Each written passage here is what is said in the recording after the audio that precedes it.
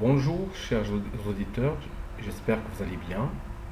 Dans le cadre de, des cours que j'ai commencé récemment et qui portent sur les habiletés de vie, life skills, eh bien, on enchaîne aujourd'hui sur l'exposé oral. Comme vous voyez, j'ai mis en exergue cette citation de Francis Bacon: la fin du discours importe plus que le commencement. Bien sûr, donc ceci est vrai, mais il est aussi vrai que le commencement importe énormément. Quand on arrive à accrocher dès le début son auditoire, ses auditeurs, eh bien, ce serait toujours une bonne chose. Pour l'exposé oral permet de mettre en valeur la compétence de la prise de parole, une compétence que nous essayons de développer à travers les exposés que nous présenterons incessamment. L'exposé que j'aimerais bien sûr vous présenter aujourd'hui se structure d'une manière tout à fait différente. Ça n'a rien à voir avec ce que vous avez vu durant tout votre parcours scolaire et universitaire, croyez-moi. Pourquoi? Parce que tout simplement, le schéma que j'ai adopté ici, bien sûr, il est formalisé par deux grands spécialistes suisses, Dols et Schnouli, deux grands spécialistes qui ont travaillé sur l'oral depuis les années 90, et leurs livres servent aujourd'hui de modèle, voire de référence pour les spécialistes dans le monde entier, et leurs ouvrages sont traduits également dans toutes les langues de la planète. L'exposé que je vais vous présenter aujourd'hui est un exposé dont j'ai choisi le thème des Lumières, les Lumières, bien sûr, 18e siècle. Alors on commence toujours par une ouverture en disant par exemple: chers camarades, permettez-moi de vous présenter un exposé sur le mouvement des Lumières. Pour l'introduction, je dirais, à titre d'exemple, comme vous le savez, le 18e siècle a connu une véritable révolution des idées. C'est en France que ce mouvement est né. Pour problématiser la problématisation, il s'agit tout simplement de poser un ensemble de questions qui seraient transformées par la suite à des axes à traiter.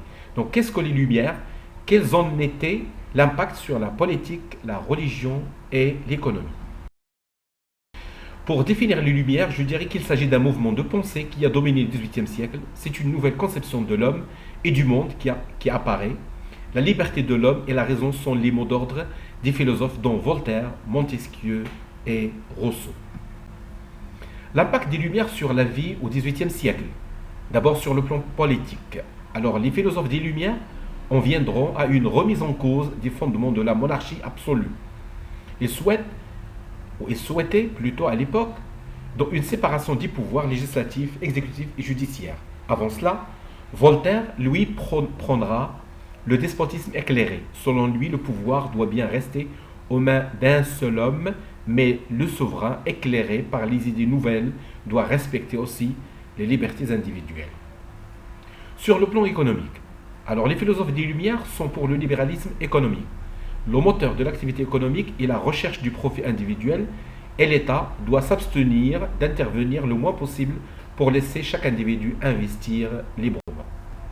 Sur le plan religieux, beaucoup de philosophes de l'époque ont critiqué le fanatisme et le conservatisme de l'Église. Les jésuites font, bien sûr c'est une secte religieuse, donc font d'ailleurs l'objet de diatribes de la part des penseurs des Lumières. Les cérémonies rituelles n'étaient pas la meilleure façon de prouver à Dieu qu'on l'aimait, la tolérance et l'humanisme l'étaient.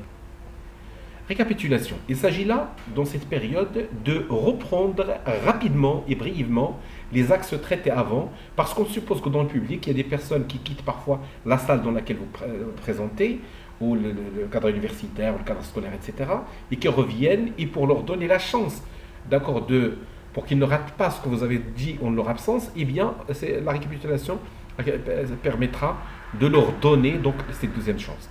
J'ai commencé par définir les Lumières, ensuite j'ai enchaîné sur l'impact de ce mouvement sur la vie au XVIIIe siècle. Passons maintenant à la conclusion. Le mouvement des Lumières est né en France, mais il s'est répandu dans tout le continent européen, voire dans toute la planète. Malgré ses avantages énormes, il a été aussi l'objet de nombreuses critiques. Sur ce, je vous dis merci d'avoir suivi cet exposé et je vous promets incessamment de vous faire d'autres exposés très très succincts pour montrer que ce n'est pas difficile de présenter un exposé, mais c'est en le présentant devant un public, premièrement familier, deuxièmement distant, et de le présenter à plusieurs reprises que vous arriverez, donc avec la volonté de Dieu, bien sûr, à vous améliorer davantage. Merci encore une fois et bon courage. Pour la clôture, je vous remercie de m'avoir suivi et je vous invite au débat. Ça, c'est l'étape finale qui permet donc à l'exposant d'inviter donc l'auditoire à intervenir, à se poser des questions sur le thème donc qu'il a choisi pour son exposé. Merci encore une fois et à la prochaine.